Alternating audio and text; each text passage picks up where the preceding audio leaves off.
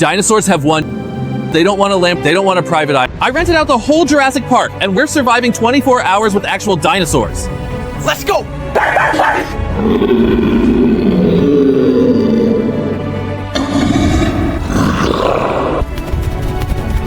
While we're setting up our camp, let's travel back in time and see how the park was built 30 years ago. The spitter, velociraptors. Heavens, I think we're back in business. The brachiosaur, or the T-Rex. And could give them utterly authentic movements, far beyond where we were technologically in 1973-74 with Jaws. But how we were going to get the dinosaurs to run, how we were going to get them to even be in the movie in wide shots was always going to be the old-fashioned way, through stop-motion animation. When the CGI guys at Industrial Light and Magic approached Spielberg, asked him if they could get a crack at T-Rex. And my first reaction was, well, prove it. And he went out and he proved it. First test he did was a whole herd of gallimimus, just the skeletal structure of the gallimimus, running through a still photograph of Hawaii. It was several angles of this.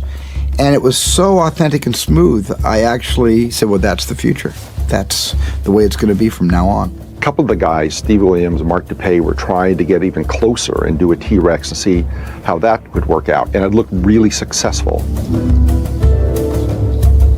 And we got a shot that just knocked everybody out and was beyond what you could do with stop motion or anything else. And this technology really kind of, changed my movie forever. And I think in that sense changed the world forever. Now the stop motion guys felt left out, extinct. And all of a sudden it, was, blink, the plug was pulled. I think felt very bad that I wanted to go 100% CGI and no-go motion at all, which we have no-go motion in Jurassic Park.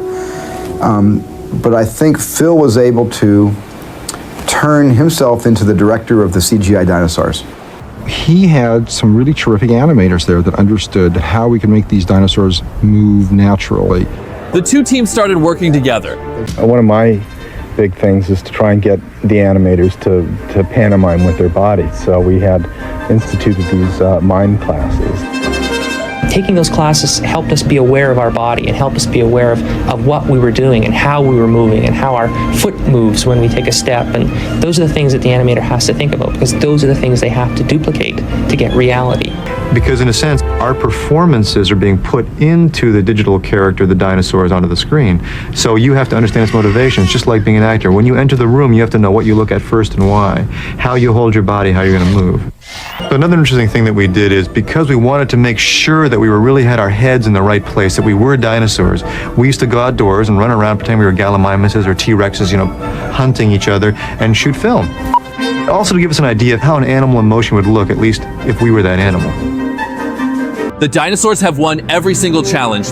They don't want a house, they don't want a Lamborghini, they don't want a private island, they want the Earth.